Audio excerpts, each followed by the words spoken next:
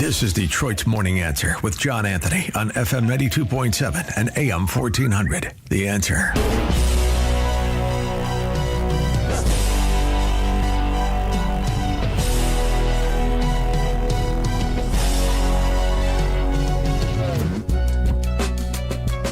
Look, this isn't my war. This is Joe Biden's war. He's the one that had a lot to do with this happening, and we want to get it ended. And we want it to end good for everybody. We want it to end good. The people of Ukraine have suffered incredibly. You know, I always think every time President Trump says, had I been in office, this war would have never happened, you start to think about the shift that has completely taken place in both parties. I recall, I'm old enough to remember the Iraq and Afghanistan wars and how, remember all the pink hats and what was the mother? There was a mother who basically became the face, Elizabeth Warren, and how she would go off. And now to hear her talking about how we need to send money to Ukraine and we got to continue to fund this, as President Trump calls it, Biden's war. Wayne Morrow is the CEO of the John Birch Society. If you guys have not heard of the John Birch Society, what's wrong with you? It's one of the longest-standing grassroots organizations in the conservative movement. Since stepping into the leadership, he has reorganized the JBS field staff into a network of stronger educators, influencers, and motivators within the freedom movement, not just in the United States, but abroad. Prior to joining JBS, Wayne built an extensive career in the healthcare sector, holding executive leadership roles across Fortune 500 companies and U.S.-based startups, where he managed both domestic and international operations. His career has blended business acumen with mission-driven leadership.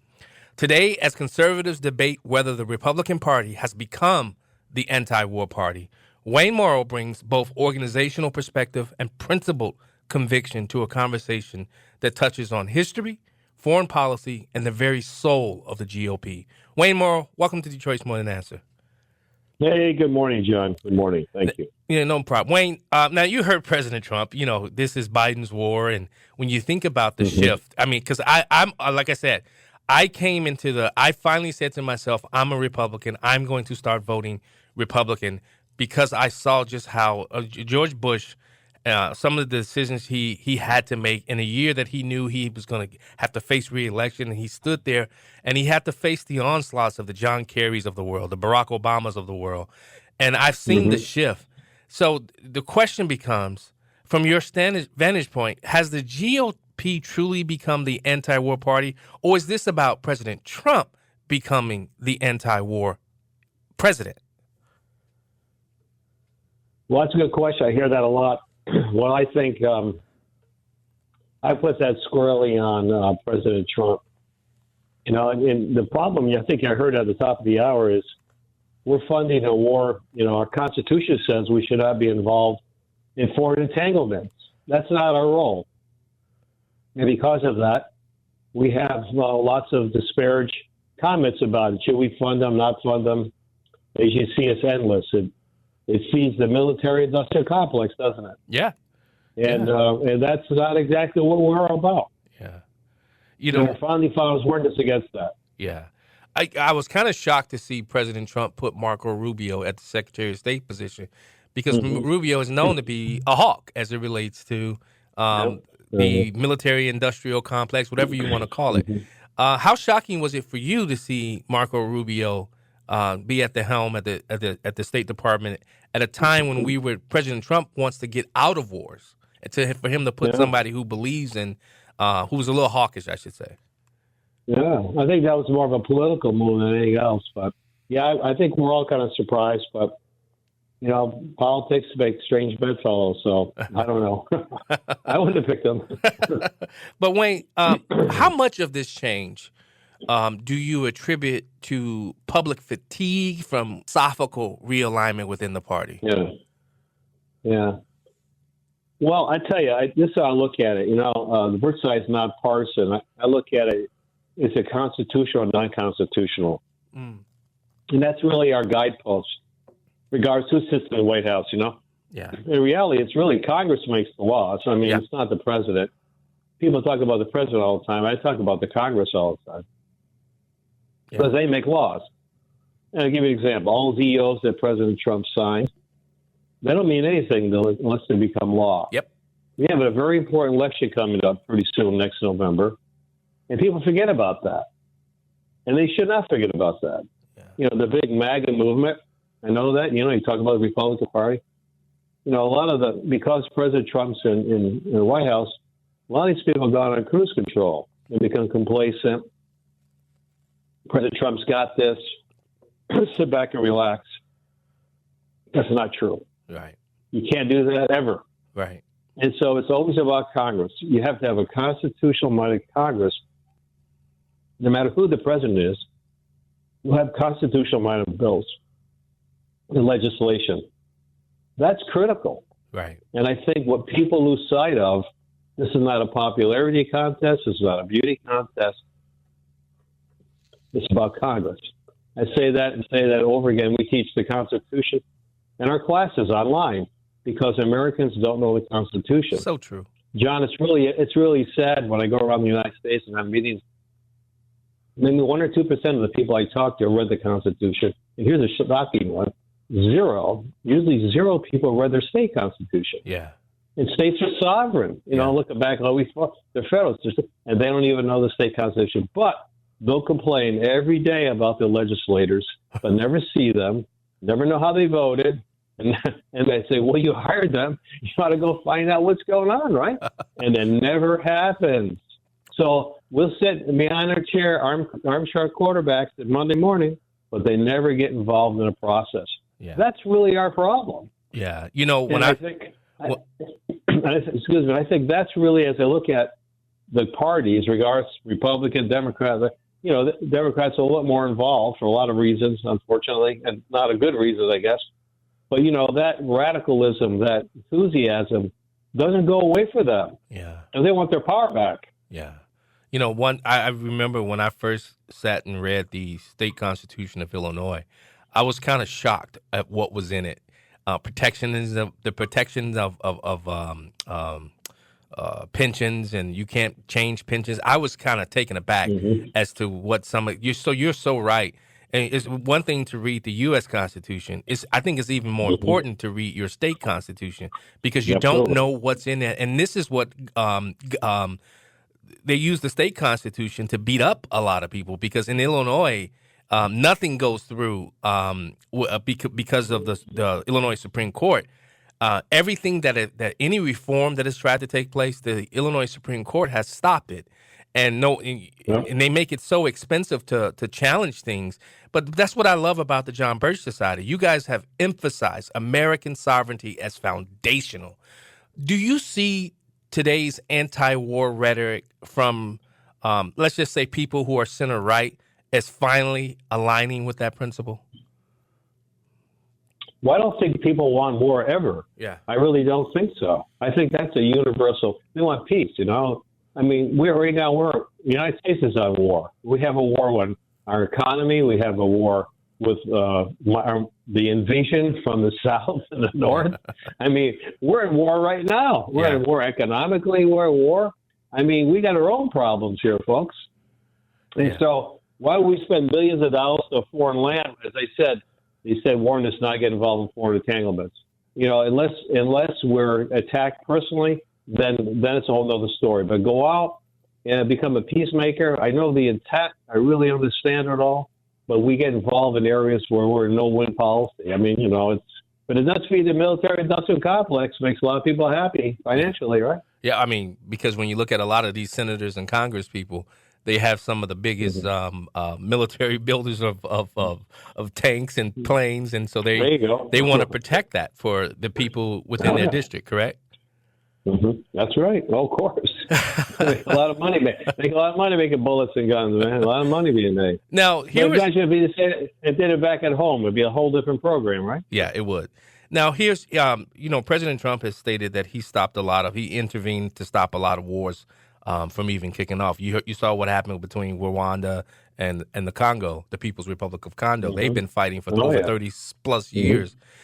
Listen, I want you to hear this fact check of it, and I want to get your perspective of it. As President Donald Trump tries to broker a peace deal between Russia and Ukraine, the White House says he deserves credit for ending several other wars. Paul Spey checks that claim for PolitiFact. Has President Trump already helped stop 6 wars in just his second term? Well, that's what he said the other day in Scotland. Take a look. We have some good news because the recent war that you just saw, they just announced, I see, the newest of the 5, now this would be 6 that we've stopped. I've stopped 6 wars in the last, I'm averaging about a war a month. Is he right about that? Well, we asked the White House which wars he was talking about, and they mentioned some of the conflicts you see here. Now, the U.S. had a hand in some of those, like the bomb it dropped on Iran and the ceasefire it helped broker between Cambodia and Thailand. The U.S. also helped a deal between 2 African nations, but those other 3 at the bottom, not exactly. Officials in India said Trump was not involved in the talks that led to their ceasefire with Pakistan. Trump also claimed to have stopped a war between Serbia and Kosovo, but Serbian leaders have said the situation wasn't escalated to begin with. They said they had no war plans. And then there's the situation between Egypt and Ethiopia. There hasn't been any violence, but Egypt is mad that Ethiopia is building a dam on the Nile River. And just last week, Egypt was saying that it plans to take action if Ethiopia blocks its water. Now, Wayne Morrow, CEO of the John Birch Society, that's not what I'm hearing from people who I know that are very close, who I trust, that President Trump has stepped in. Now, when you look at it from that perspective, stopping wars before they happen, do you think that's the role of a president of the United States of America? I think it's a humanitarian quest, but a question that becomes, what did it cost the American taxpayer to make that happen? A phone call? I don't know. Someone called me on the phone. Yeah. Now, as I said, don't get involved in foreign entanglements and issues. That's not our role. Yeah. I mean, I understand the total intent. The piece, I get that, but the question becomes, how much was paid to just stop all this? Yeah. Usually that happens, doesn't it? Yeah, that's true. Now, you've been credited with reorganizing and training the John Birch Society field staff to be more effective educators and influencers. And I think we need so many more people who understand how to educate and influence decisions. How does that organizational work connect to shaping the national conversation on war and peace? Yeah, well, as I said originally, most people have not read the U.S. Constitution. Our birthday's coming up, by the way, pretty soon, right? September 17th, 1787, right in Philly. I would say, if you have to know the rule book, right? And if you don't, it's like anything else. Fixing your car, you have to have a manual. Playing sports, you better know the rule book, right? Yeah. So if you don't understand the rule book, you go off on tangents. And you can't hold elected officials accountable if they go off the rule book. Yeah. That's the biggest problem. So our job has been, we have online classes on the Constitution. We actually have people around the United States have meetings and hold various locations, people's homes, church groups, whatever. And we teach people the Constitution and their constitutional and their citizen responsibility. And they take that information, and he had a legislator on. We have a thing called the Freedom Index. You can find this on our website, thenewamerican.com, thenewamerican.com. It's called the Freedom Index, and we publish it for all the state legislators in the United States, as well as the Congress. And you can see how they vote Constitution. We picked 6, and you can see how they vote. Yep. And if they're not 100%, they're 60, 50, 40.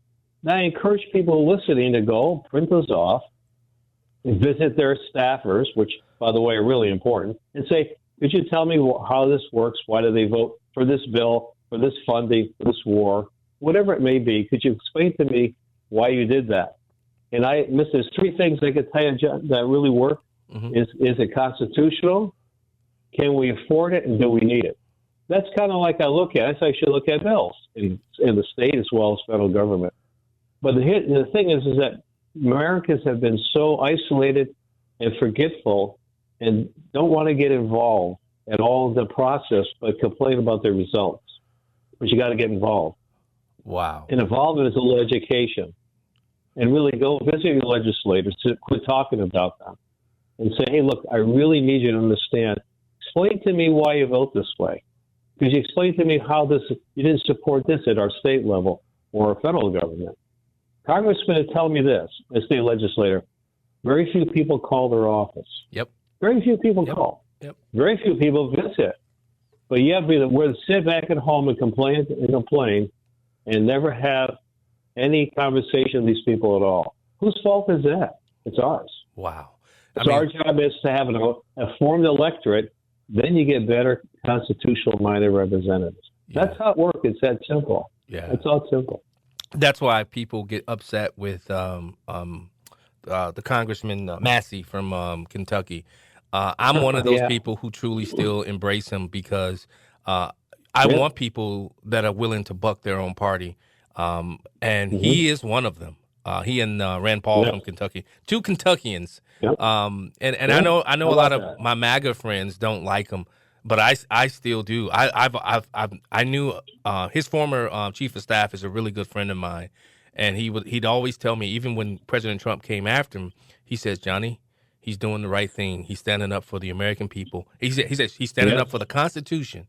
He said because that with Massey, that's the first question, and then that's why when you said that, I was like, wow, is it constitutional?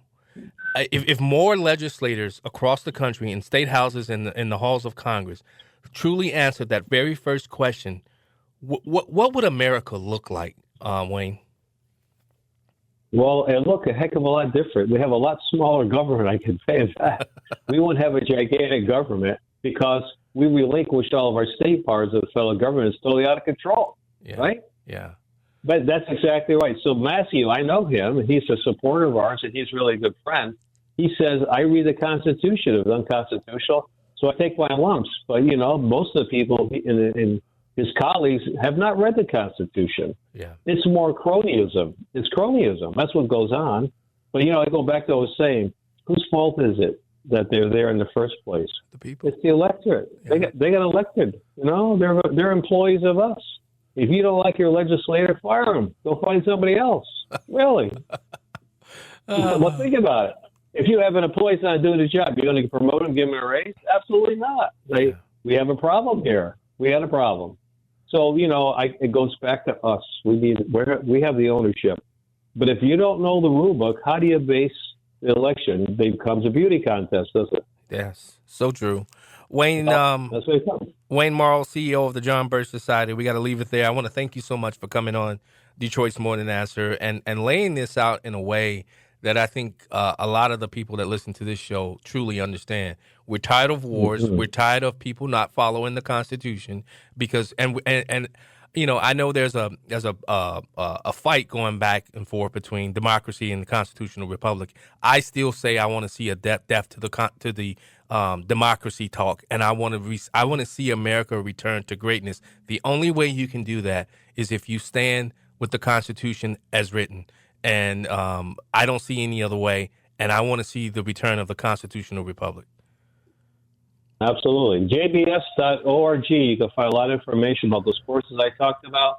And that's exactly. So don't forget, we have a very important election coming up in November next year.